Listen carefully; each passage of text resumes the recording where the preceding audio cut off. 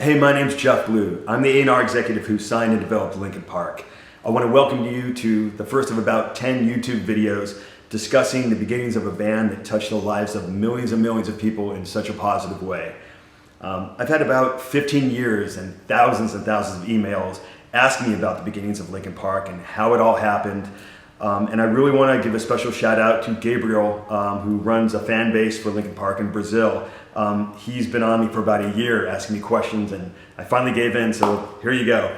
I'm going to answer a series of questions sent to my email address at jeff@jeffbluemusic.com, and my website is jeffbluemusic.com.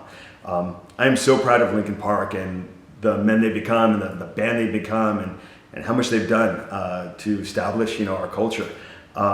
So here we go. I have my first email from Juan in Puerto Rico, and it says, "I heard you met Brad, the guitarist at UCLA.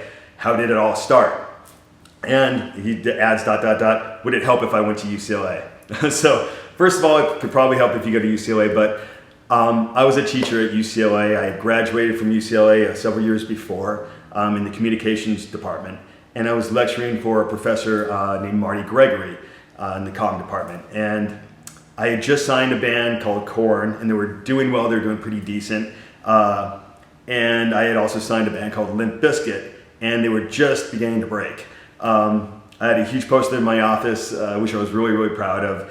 And I was also developing a young woman named Macy Gray. And I had signed a development deal with her to the publishing company that I worked for called Zomba Publishing. She had a really quirky voice, and I had played some of her music in the class for about 200 people at UCLA, and I told everybody I was looking for an intern to help me build her career and help me shop her as an artist. And at the end of the class, it was about an hour and a half long lecture, this kid comes up to me and he introduces himself. "Hey, my name's Brad." He had this big curly hair, and I said, "Nice to meet you." And he had this line of other kids, and Brad really made an impression, and he's like, "Hey, can I come meet with you?" And I'm like, "Yeah, sure."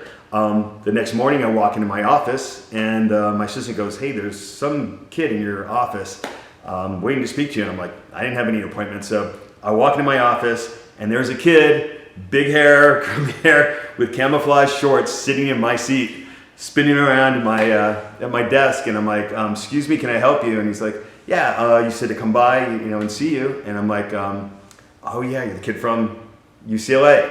I'm like, get out of my seat and get into, that nice nice plush sofa over there. So he moves over, and I go, "Okay, first of all, don't ever sit in my seat again." That's this is the dynamic. But I go, "Tell me about yourself. You're obviously very confident." And he went on to tell me, about his, dream. He was going to potentially become a lawyer, like I had been.